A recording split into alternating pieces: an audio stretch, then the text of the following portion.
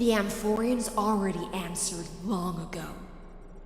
Be it as tiny fish destined to be swallowed, or as a giant whale poised for a magnificent descent.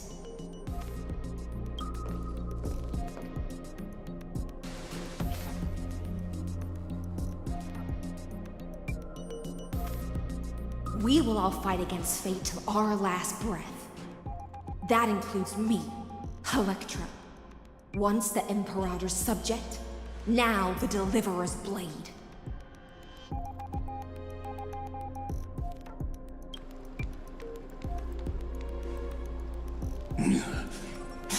Oh, such noble chivalry.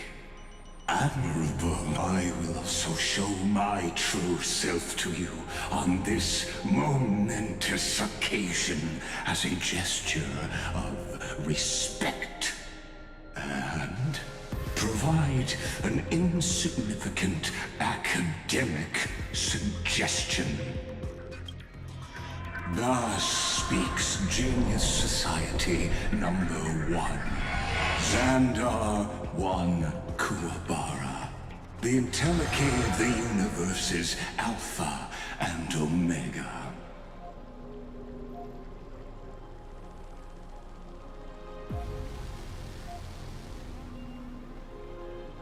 There's no need to rage against the truth. The value of any formula resides only in its answer.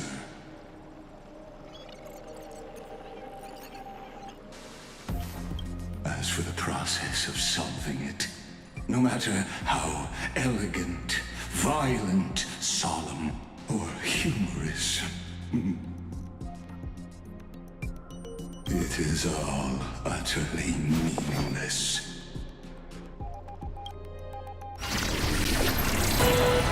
As the Theoros, I will.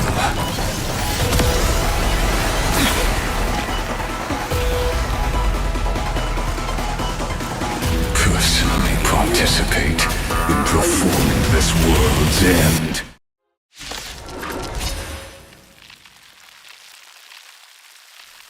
Remember this, as Noos's creator, I know more about the death of knowledge than they ever will.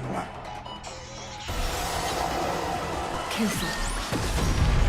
This is Lycus's true form.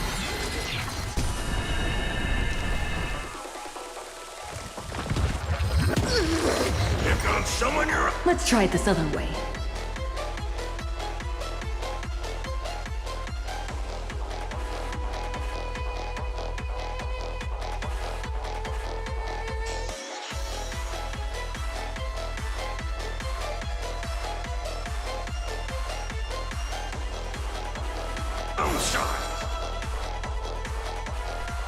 I choose you.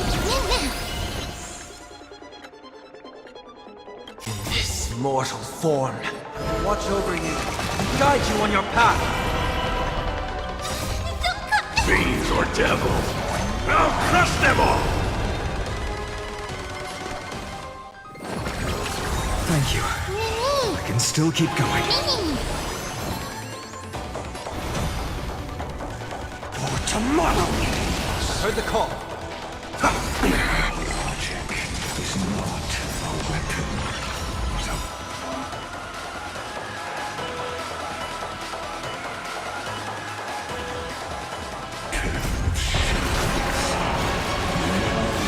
To shatter them for you. Tear the sky! Destruction needs no introduction. Let us skip those boring inferences. Is this the black tide? Indeed, but I prefer to call it a method of argument.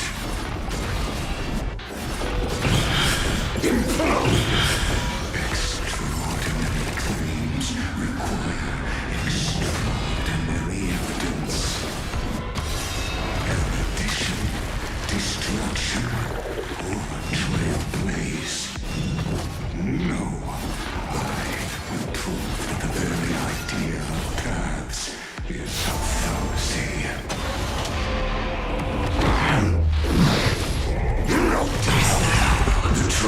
cause enters.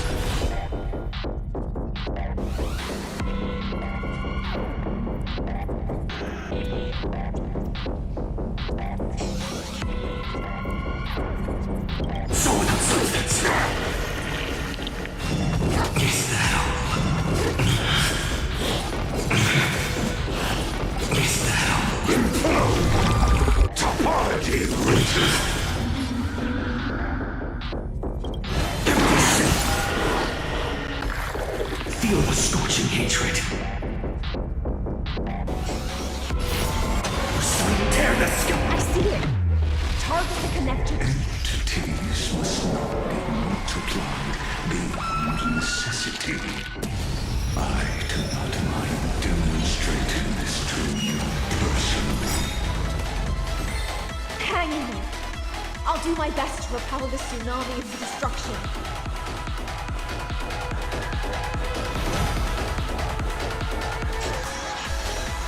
Tomorrow rises.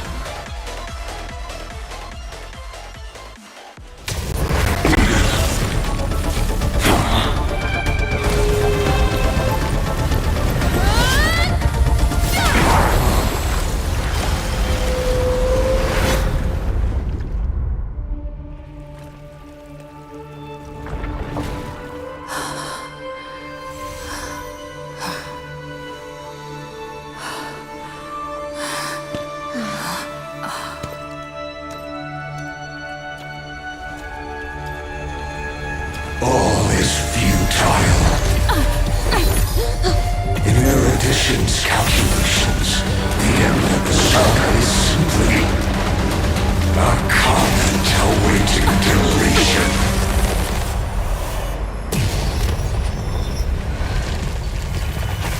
I don't like such a cold statement, okay? If numbers can decide the end of a story,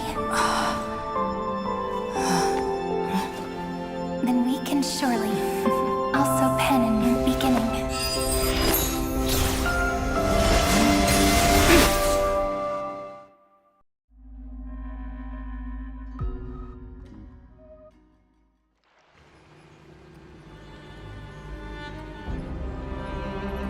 Screwy, what do you think?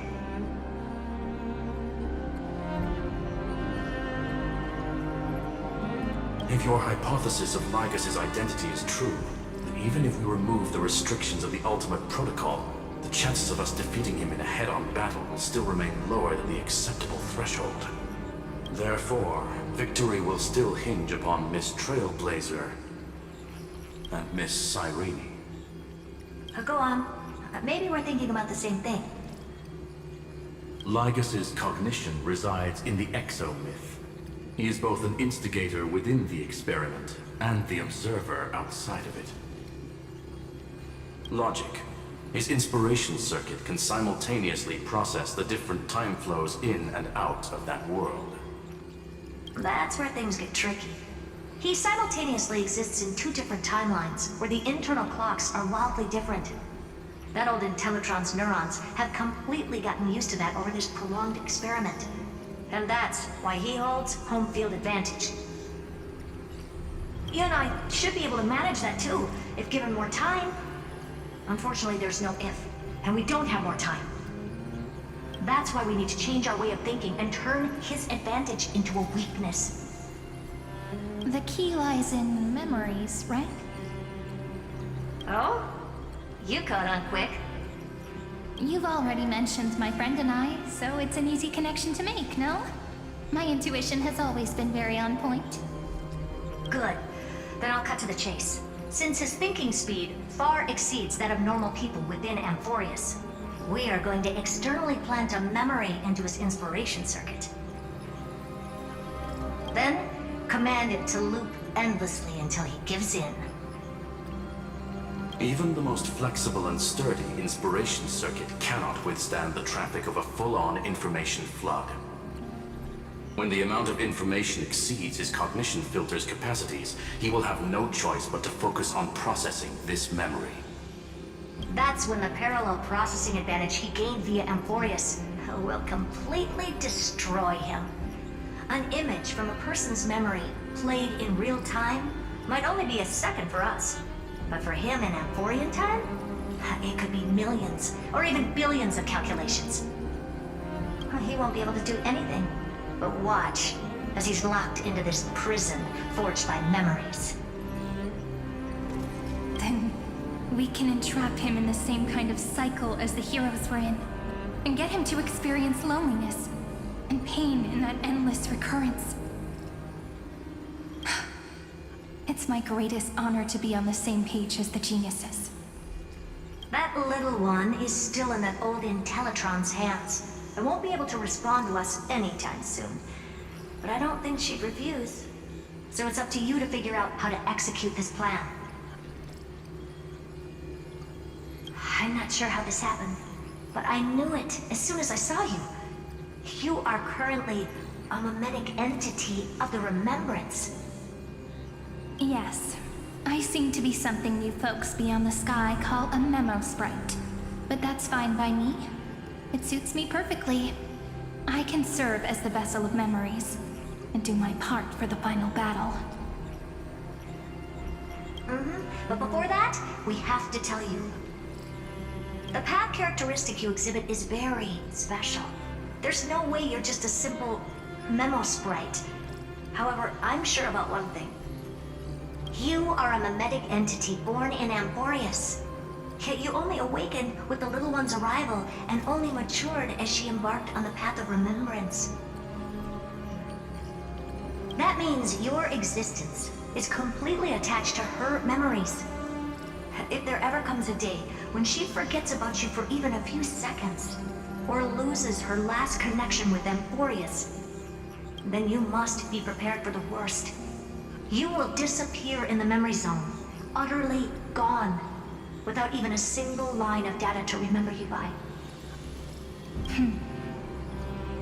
But that's already happened, hasn't it? No wonder I've always had a weird hunch. But that also means I was right in thinking. As long as my friend and I are together, we can do anything.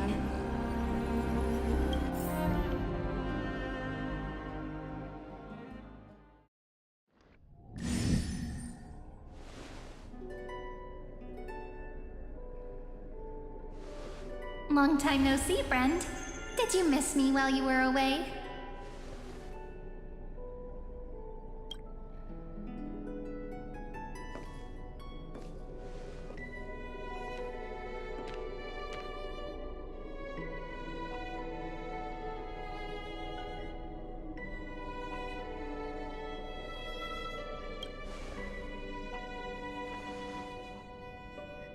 Yep, 1,000 years was such a long time.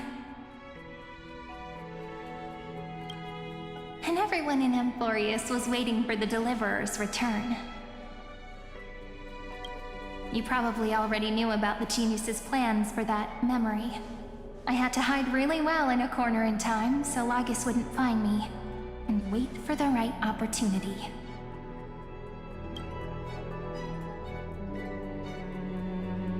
Which is now. The moment when his manifestation in this world is destroyed, and his twin timelines are intersecting. I'm sorry for keeping this a secret from you all this time. I'll tell you the entire, unedited story of this millennium as an apology, after this is all over. But for now, let's join hands and complete the final step, with the power of the remembrance.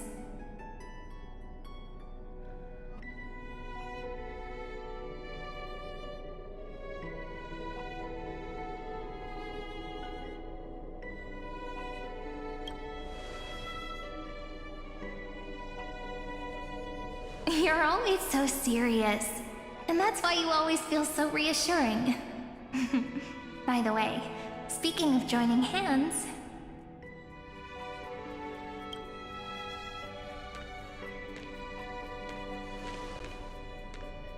can I please do something before we go on stage?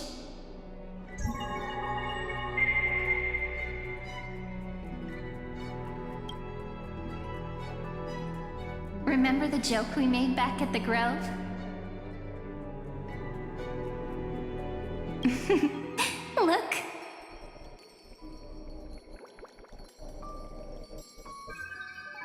Aren't my hands pretty now? What a fascinating feeling. Like countless memories all swelling up at once. What about you? What did you feel when we touched each other?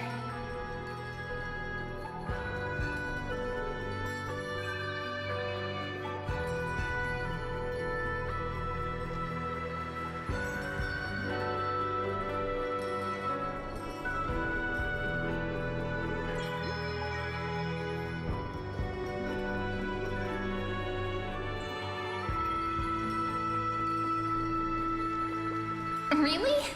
That makes me really happy. If memories can move people, then it must have been a happy memory, right? Now, please remember what you're feeling right now. Write it down in your heart and keep it there.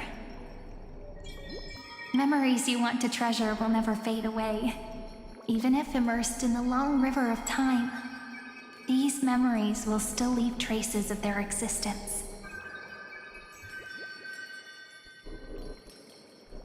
So, if the view in your memory ever grows fuzzy, just reach out and touch it. It's like reading bedtime stories together at night. It wipes away the chill of passing time, sharpens the outline of memory, and restores its power to nourish the spirit. Now, I'll carry this power with me, and for a little while, I must part from you, as I step into the long cycles of this world. Give me your blessings, friend. Then, let that bright future be, as we have written.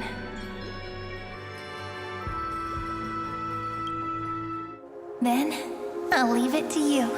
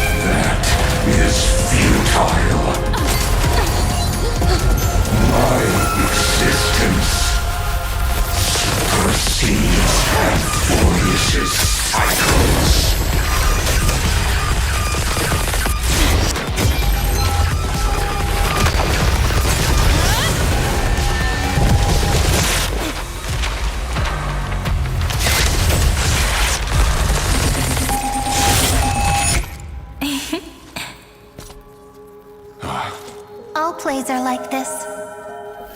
Once you're on the stage, it's hard to return to the audience. Welcome to our story. How does it feel?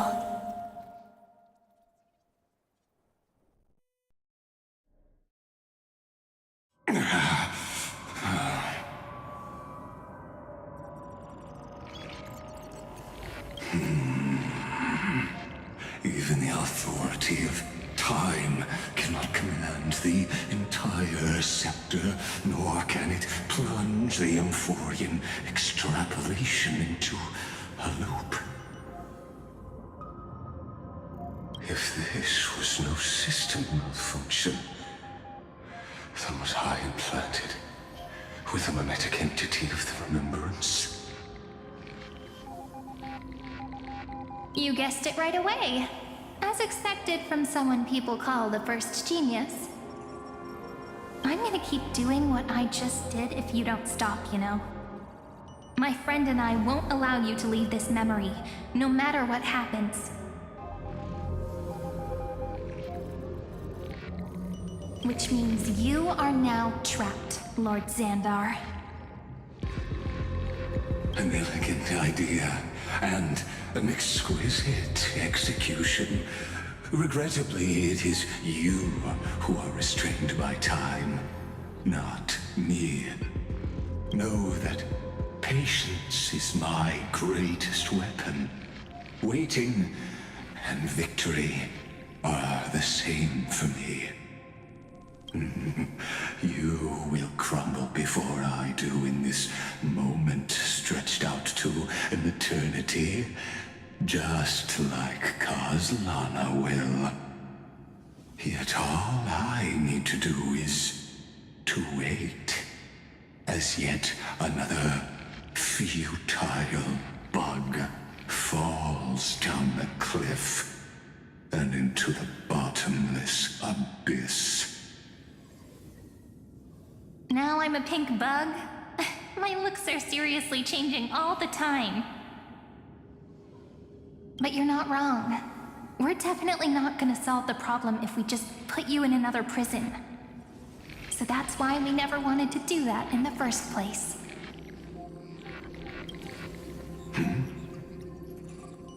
I shall answer your confusion purely out of my respect for those who came before me. Have you heard of the synesthesia dreamscape in the Asdana system? Interestingly, that place once had a prison too. Life forms living in that environment, abundant with memoria, have a chance to connect their perceptions with each other's. Even across great spatial divides, they're able to detect shifts in one another's states. I call this phenomenon memory zone entanglement. In Asdana, people made use of that phenomenon to build a nation within a dream, after adding in the catalysts of harmony and remembrance, that is. Is that how you walked into my prison cell? Using those same principles? I would much rather call this location our negotiation table, Lord Zandar. Nonetheless, your hypothesis is correct. We happen to have an ally skilled in tuning, while the Trailblazer and Miss Cirene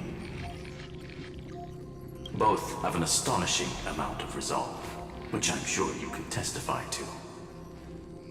I am also sure that with the support of such a resolute memo sprite, our conversation can last for a long, long time.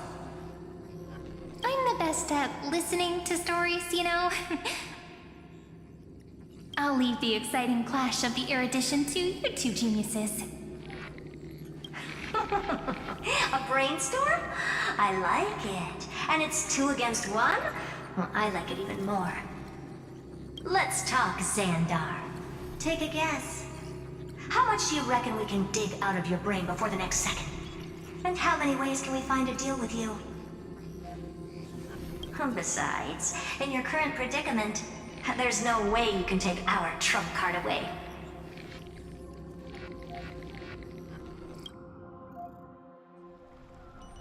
Go, little one. Go. Overturn the Era Nova. Like Hergus disappeared?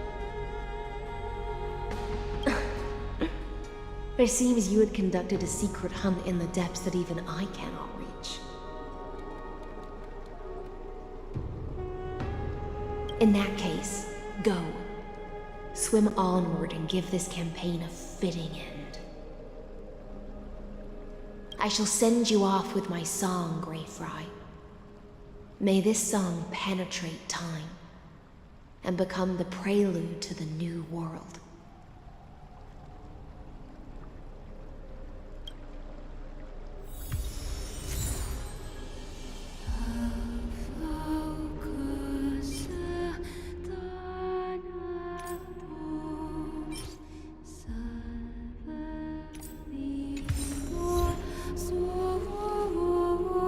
So this was my childhood dream, huh?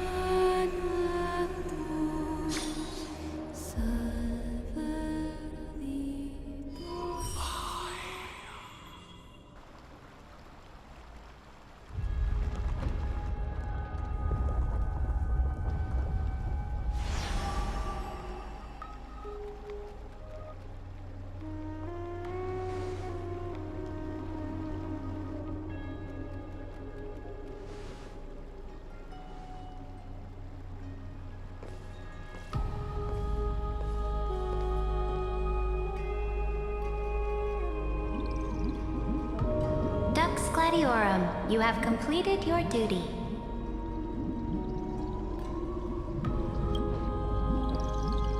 A new dawn is about to rise. Why not swim towards it?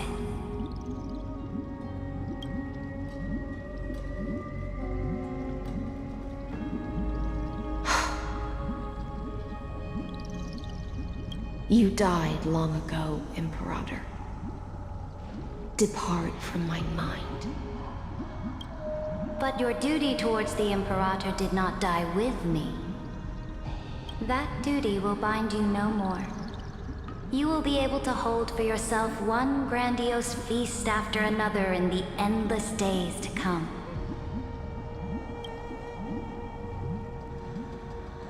So go. Go and swim towards that ocean beyond the sky with the Deliverer.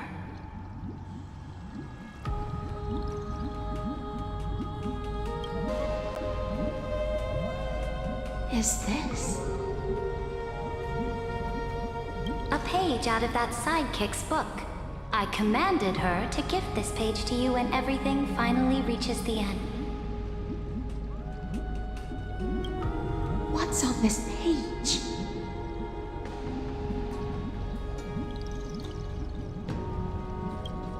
Memories. Lifelike memories.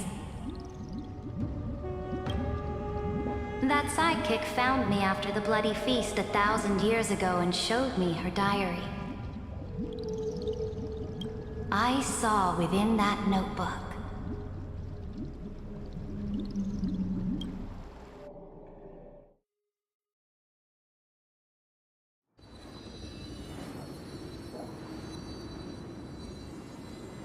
Is this that Deliverer's experience? It's truly immersive. People beyond the sky apparently utilize this power to seal past scenery into crystals they call light cones. But I only know so much about the remembrance, so I can't completely replicate the past. But I'll do my best to talk about the missing parts. I'm all ears. Go on then. Do your best. But if your chatter gets too boring, or if I deem it offensive, then law will become forever beyond your reach. Got it. I'm sure you'll find this to your liking. After all, it's human nature to want to embark on a journey into the unknown.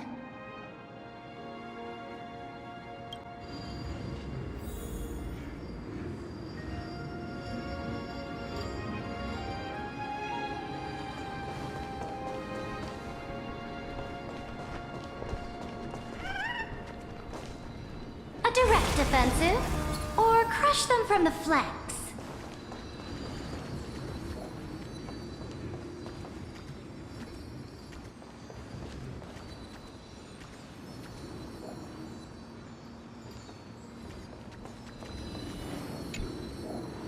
What brightly colored annals. The journey of the Deliverer's conquest. Let me partake in it.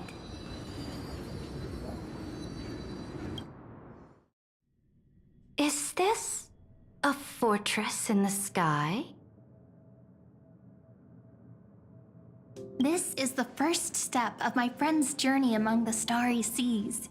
This place is called the Herta Space Station. Just think of it as a supersized grove of Epiphany. Oh, so it's the territory of that witch.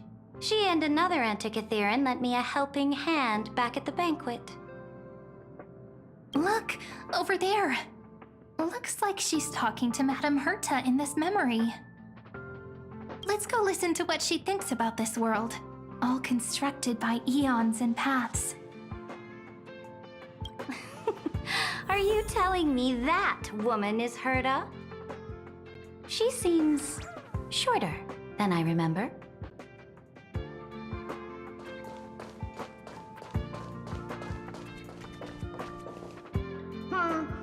Pretty nice space station, huh? But just wait. After a couple more stops on the Astral Express, you'll see sights that'll make this place look ordinary. Oh, the cosmos is so vast that the unknowns far outnumber the knowns. But none of them will end up being anything amazing.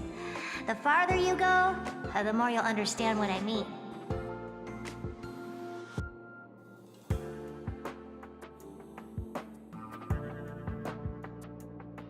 So do your best with the nameless. Break a leg! And remember to send an update or two to Asta when you've got some downtime.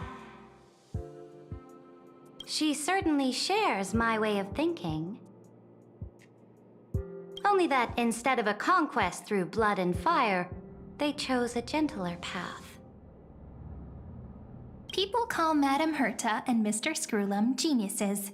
Apparently, only the smartest people in the cosmos can receive the blessings of Nous, Amphorius' true creator. Do you mean that even individuals of such nobility are merely subordinates to a god? On the contrary, after all, it was the very first of them who created the god. But I don't really know all the details about that. You might be able to ask Madame Herta herself when you get the chance. Let's go check out some other worlds next, shall we?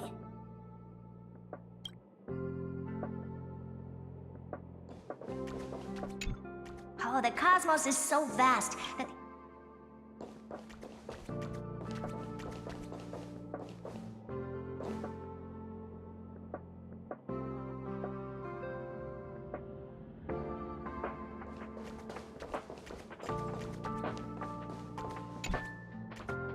This next stop on the journey has a lot of similarities to Amphorius. A snow-covered land? Interesting. This star is named Eurillo 6. That name sounds so cold. Belobog sounds better. The girl we see here holds a similar station to you, Imperator. She's the supreme guardian of this world, a leader who took up the mantle of government during a disaster.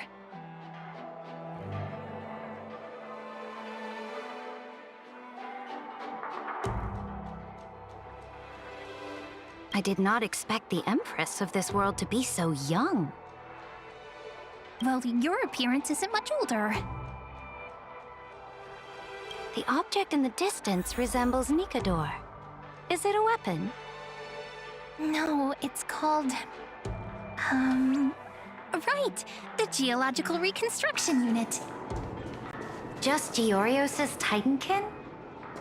Disappointing. It's all thanks to you that we survived the crisis. The collaboration with the IPC is both an opportunity and a challenge. Nonetheless, it's an important step in our journey back into the universe. This world was sealed beneath its sky just like Amphorius was, and they only managed to reconnect with the stars when the Nameless arrived. That IPC she spoke of, is it a more powerful organization? Yes, the IPC conquered many worlds through trade, and opened up a vast territory that way. There are many such powerful alliances beyond Amphorius, and they all walk on roads different from the destruction. Coming back to the Supreme Guardian and her Belobog, didn't they find a peaceful way to enter the interstellar community? That cannot be true. That IPC would never have grown so big on trade alone. It may pretend to be a wealthy merchant with clean hands, but I am willing to bet that it grew fat on gory oppression and bloodshed. Its path of conquest must have had no mercy for the weak and would have destroyed them if needed. Are you telling me that this snowland never thought about tossing its dignity to the wind and kneeling to the IPC? I will not believe it. I will never allow the Imperator's empire to be sullied by others. Amphorius must become a power so strong that no interstellar foreigner would dare to look down upon us. Imperator, Belobog isn't as weak as you imagine. Listen. I indeed hesitated. But now I understand what we must do. Belobog must learn how to walk on her own, until she no longer needs the support of others, and can stand on her 2 feet among the stars. Even if I may not live to see it, I believe such a day will surely come. They still have their dignity intact. One day, that hope will melt through the ice and help them into a prosperous tomorrow. But the order of the cosmos is already set in stone. The old laws decree that only the strong survive, binding the weak in an unbroken chain, until they wither and turn to dust. Unless they embrace the power of the destruction. Amphorius, must shatter the old law and become the new order among the stars. Speaking of the Order, another one of my friend's companions may be able to enlighten you further on that. Let's go to the next page.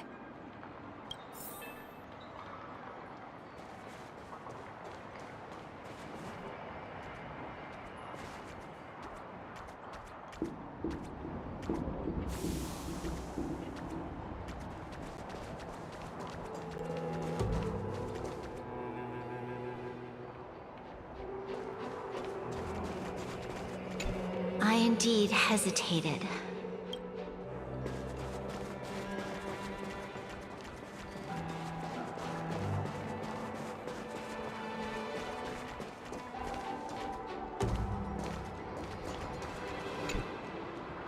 This next world is a nation of dreams. The first time I heard about that place, I didn't even know what to think.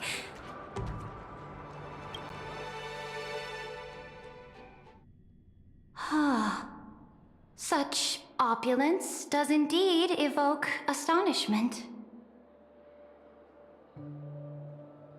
This world is called Penacony, an eternal city built upon a land of dreams. It's also my friend's previous stop, where they went through a risky but exciting adventure. Tell me about it then. That man standing afar has wings on his head. I am truly curious.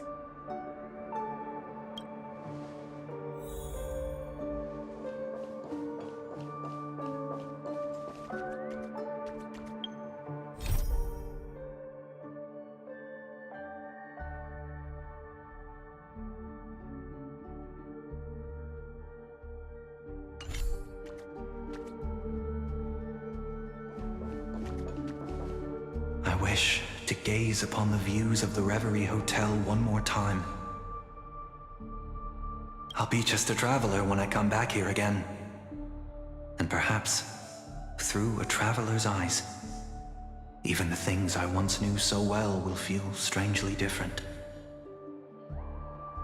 Penacony is a land of the harmony, where all dreams and hopes merge and combine. It believes in unrestrained freedom, and that's how it lost itself in shallow delights. Then, this young man before you chose to rewrite its laws, using the power of the Order, hoping to shape a dream-bound paradise of perfect happiness. Yet, the paradise of my dreams remains far away. Perhaps a brief journey with the Nameless can show me more possibilities in my search for paradise.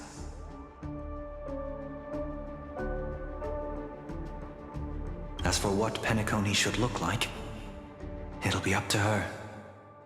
No, up to their trailblazing now. It sounds like this ideal kingdom is no more. That's right. The people chose to wake up at the end. You can't see tomorrow when drowning in sweet dreams. This individual's law acknowledged only gods and constructs, leaving no space for humanity. And yet, The fact that he could accept defeat and resume his journey shows a rare self-awareness and clarity of mind. You are also very self-aware, Imperator. Then you must know that the world promised by the destruction also has no place for humanity. I am indeed very aware of Lycurgus's honeyed words of deceit. I have seen enough. Take me back.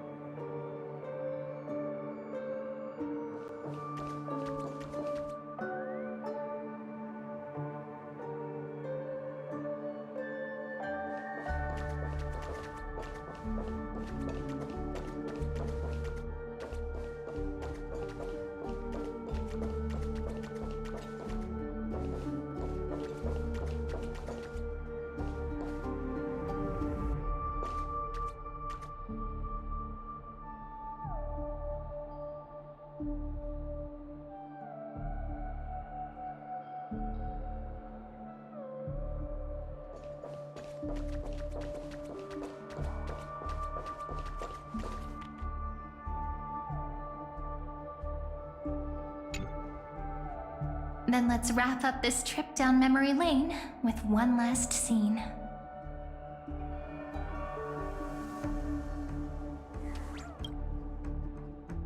This absolute wonder. Isn't it pretty? That's our Emporius. Our world flows and meanders in this endless band of light. Though we were born from the designs of the gods and are not yet truly alive, the Chrysos heirs of Emporius still chose to stand against fate and carved a legend no different from that of humankind. Will you really renounce the heroes in this world's previous 30 million cycles, Imperator? Including even yourself. Will you bow to brutal destiny and allow that puppet master named the destruction to have their wish? I know what you want to do, sidekick. You want to use that deliverer's memories to influence me and tilt the scales of law toward her and the two geniuses. You really saw right through me, Imperator.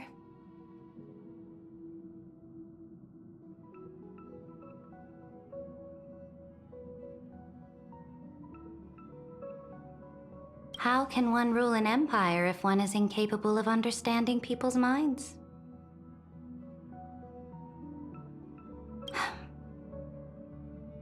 I have decided on Law's final destination. However, before I move my next chess piece, before we go on, tell me this, sidekick. Throughout her trailblaze, was there ever a memory of the ocean?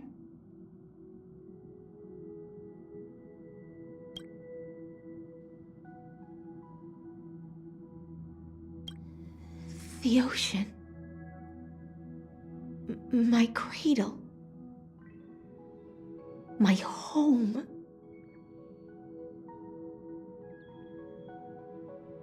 You shall complete your conquest in the ocean at the boundaries of this world, and eternally slumber in the sound of tides.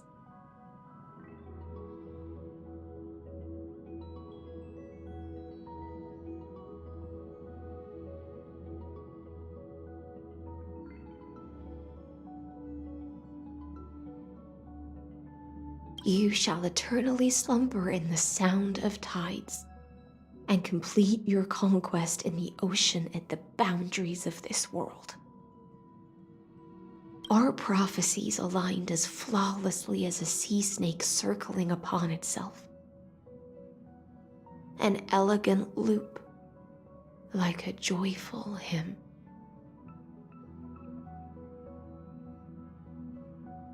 Like the circulating ocean current, like our two fates.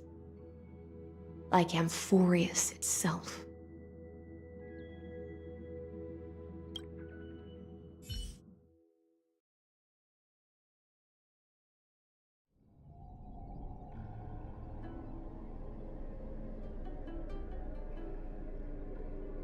The trial is over. So tell me, who will own the divine authority of law? I won't give it to anyone. What? I am the law. Why should I give my imperial crown to any other? Both the Deliverer and the Theoros came from beyond the sky. They have no right to interfere with the lands I conquered with my own two hands. The law of Amphorius shall be determined by Amphorius's master.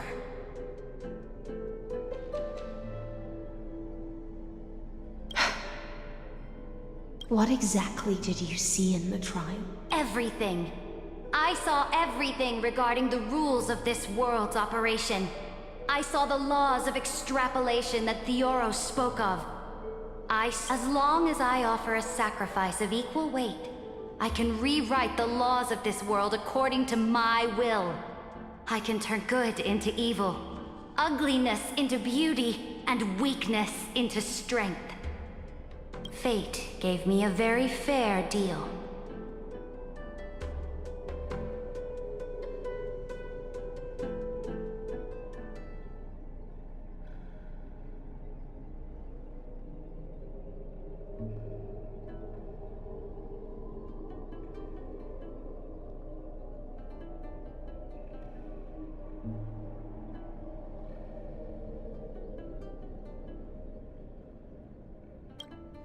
One rule change for the life of one demigod.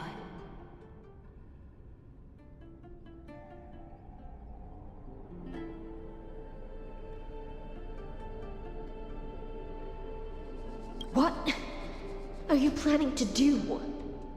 You can't guess. We can conquer the stars without relying on any power from beyond the sky. We just need to make some reasonable sacrifices. Your ambitions have already made so many people give up their lives for the law. And you're still not done? I am determined for Amphorius to stand on her own 2 feet among the stars. You are beyond reason. You think such a simple and hypocritical statement can justify your atrocities. There's no new without destroying the old. That's what you consider an atrocity? Ironic, for that is also the unchanging law of Amphorius's revolutions. Ever since the Flame Chase prophecy resounded in the distance, fate has decreed for the Chrysos heirs to ignite our blood and illuminate this dark age. People would still be puppets of the old dynasty if it weren't for my conquests. But your world doesn't seem to be any different from your predecessors. Bloodshed, tyranny, oppression. You're making the same mistakes they did. Go and see everything for yourself. Go to any library I've built. Go listen to the rumors on every street corner. Go and witness how the Imperator crushed the old laws and forged new ones. Go and see what my conquests brought to this world. I cleansed the Chrysos War's filth and mended all the conflicts left by the Arabellica. I restored Akima's might and allowed mortals and Chrysos heirs to face each other as equals in the Council. I punished all sins and rewarded all achievements. I smashed Talantin's shackles, united humankind to save themselves, and started the Flame Chase era. That's what the Imperator has done in her glorious life. So now, Hearken to my final words. History will eventually forget Ciridra. But it will never forget the Imperator's people or the Flame Chase era she began.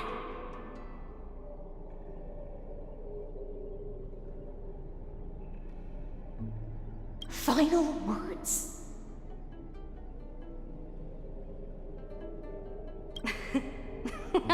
Amphorius is about to be destroyed.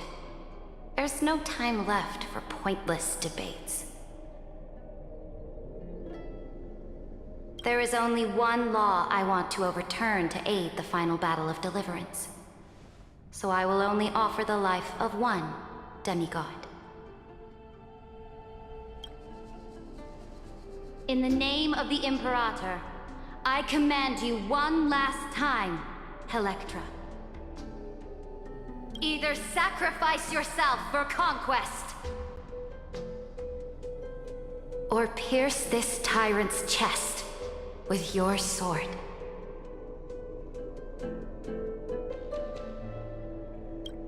Thus, the Imperator concluded her final speech. At the end of her life, at the last moment before she stepped onto the altar, she gave her most loyal subject the choice to decide fate, just as she promised her compatriots before her very first campaign. My blood flows in you now. Heroic compatriots, follow me, and we'll seize fate's reins! The Imperator fell. Some say that the Dux Gladiorum turned traitor and killed her liege. Some say that she imprisoned the tyrant in a shallow pond of water, then left. Which meant the Imperator had to kill herself to rewrite the law. There are countless stories about her death. All we can be sure of is when the knight left the vortex, the Imperator was still mumbling about their past conquests together. The beginning and the end of her existence. Imperator, wait! How could someone of your status come to the front lines? Let me be the flag bearer!